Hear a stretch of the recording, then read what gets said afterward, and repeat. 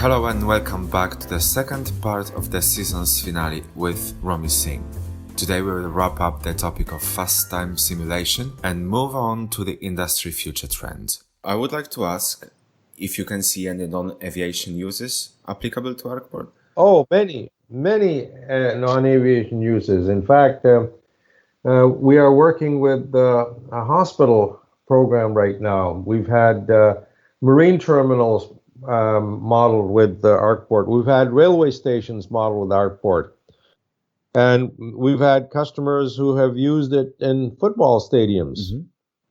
Because effectively, ArcPort is a process engineering tool. And wherever you have processes, it is useful. And you know, we have a very comprehensive baggage system simulation.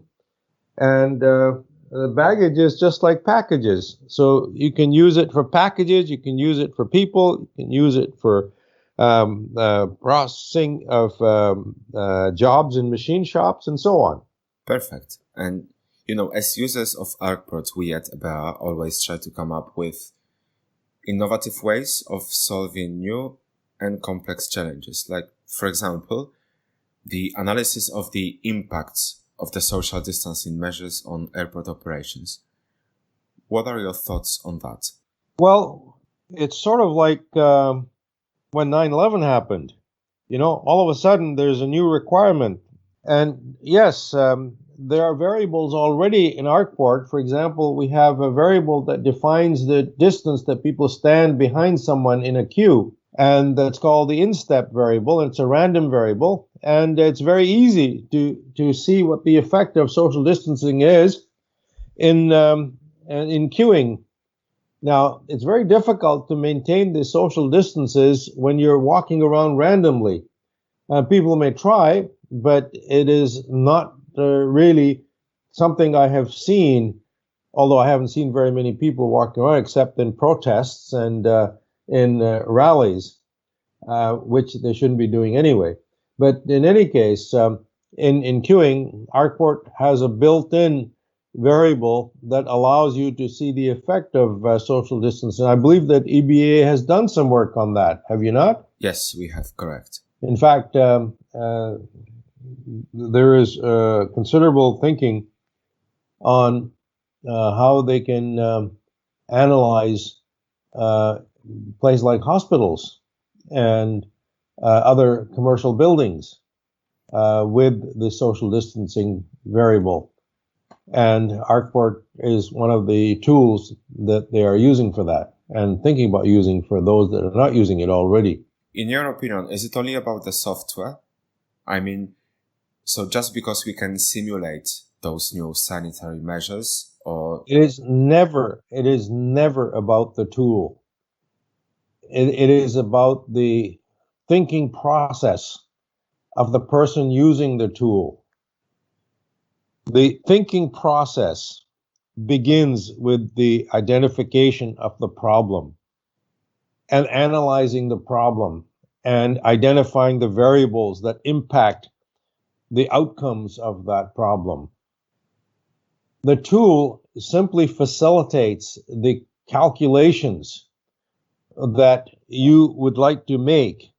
And if you want to make millions of calculations, then the tool is the one to use to do it. But there is a lot of knowledge involved, not just in airport planning, but in any field of endeavor, whether it's hospitals or terminals. And the term that has come up in the last couple of decades is called process engineering. Mm-hmm. It is not a trivial exercise. It requires some powerful intellectual thinking to conceptualize identify the problem, to conceptualize ways of solving it, and conceptualizing the model.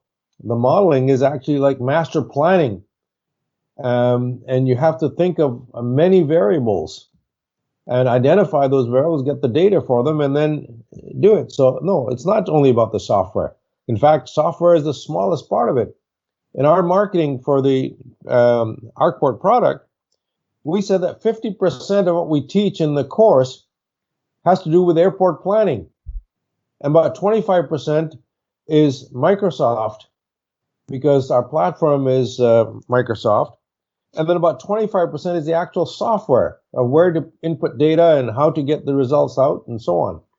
So in my estimation, 50% is knowledge of the phenomena, 25% is knowledge of the platform you're using, and 25% is the software itself. This is exactly how we feel as well. So I'm glad that after that many years since you taught me that for the first time, we are still in agreement.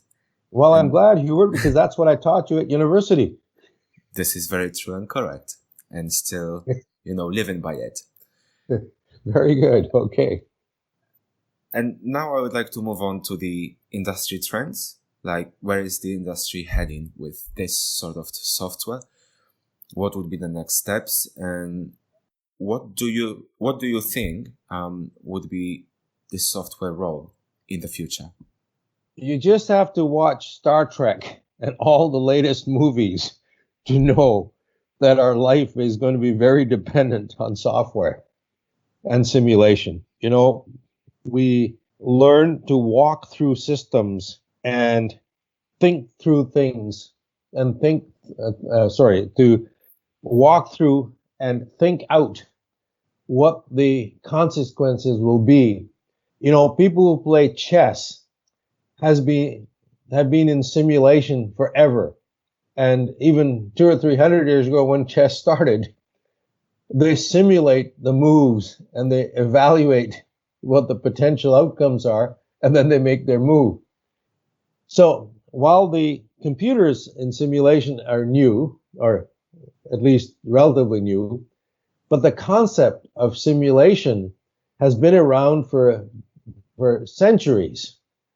And the future of simulation in industry is only going to become more and more intense, and already has, even today, in finance, in marketing, in human resources, in engineering, in all kinds of endeavors. There is the use of software, and in particular simulation software. And as you go to science fiction movies, there is an integration of human and computers. And even now, you have implants in people which send out signals which are then interpreted by human doctors. And you have robots doing surgeries with practice through simulation. I think it's kind of a given, the answer to that issue of the future in the industry with these softwares. I do suspect that master planning people become more operations people, and operations people become more master planning people. That has been a big gap, and we, through our software, are trying to narrow that gap so that they talk to each other. It's not like a master planner will plan an airport and all of a sudden the operations people can operate it. They have to work together, and that's been our emphasis from the very beginning. Does that answer your question? Yes, it does. Mm-hmm. So do you also think this could be a trend in the further evolution of this particular types of software? Like trying to bring various products maybe under a single umbrella and then extending maybe the package that you are offering? I think that's a trend that has been dictated by commercial interests, by passion for your products, by governments, by other interests. We see that mergers and acquisitions taking place all the time. We see that from the perspective of business practice, from the perspective of scientific discovery, from the perspective of growth in the industry. So the answer is yes. It's a given that there will be more of that. More universities will still want to do research, and they will still have some very keen people who can think they can come up with a better mousetrap and a better product. and some of them will. And so we will, nothing is static, especially in this software business.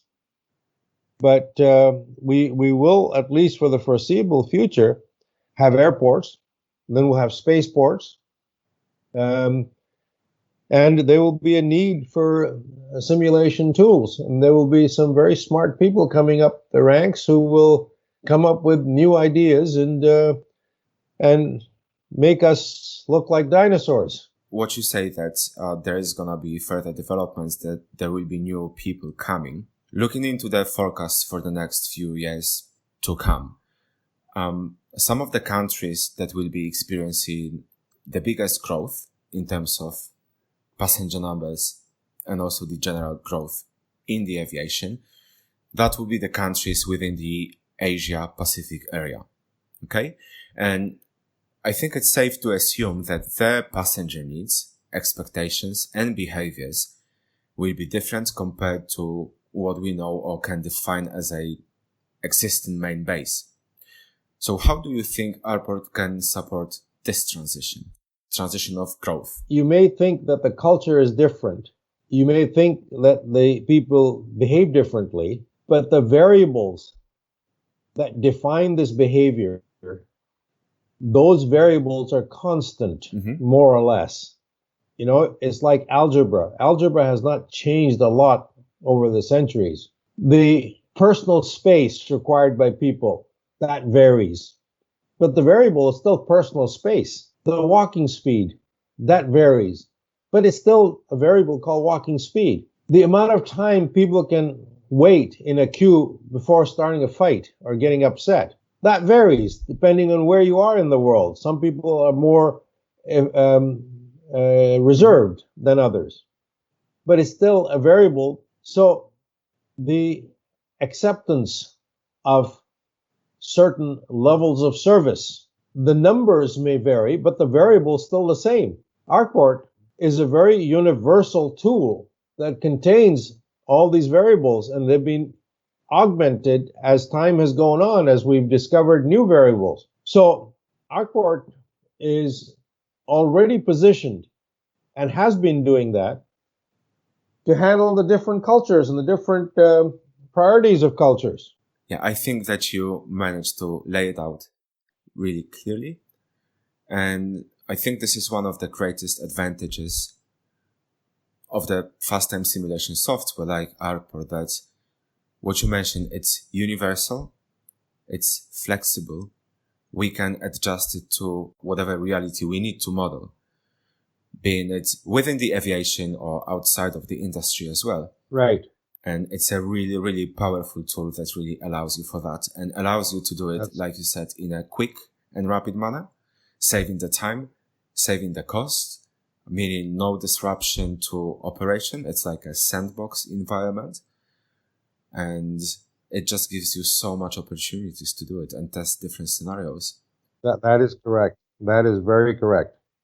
Okay.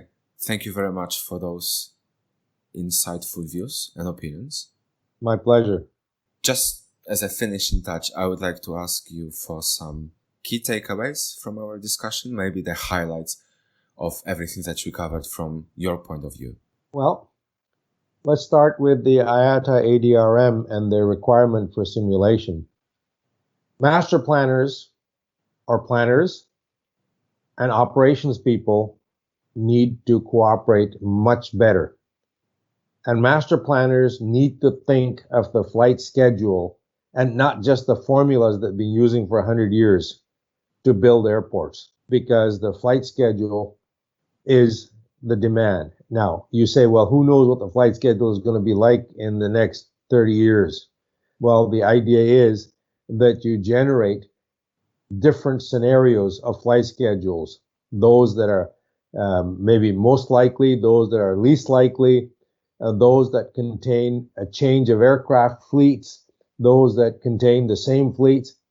And then you test your design against all of them, and you pick the one that is the most robust and the one that gives you most flexibility and the one that you can build on in a modular way so that you can still achieve the worst case scenarios. So that's one takeaway. And the second takeaway is that the software is just a tool. Your thinking has to be properly aligned. You have to have the knowledge background. You have to have knowledge of the phenomena that you are constructing or designing or operating. And then you have to identify the variables that are important in determining what the outcome would be. And you have to define what outcome you're after. And then you pick the tool to do the job that you have conceptualized needs to get done. So that's the second takeaway. And the third takeaway is that the world is constantly changing, and we need to remain prepared for these changes, not necessarily by rewriting the software, but by adding or introducing variables that reflect those changes. Absolutely. Yes. Romi, All right. thank you very much for joining us today to share the wealth of your knowledge and experience with us and our listeners. It's been a pleasure to have you here with us. It was my pleasure, Hubert, and good luck. Thank you. Thank you all for listening. We hope that you enjoyed today's episode. Until next time.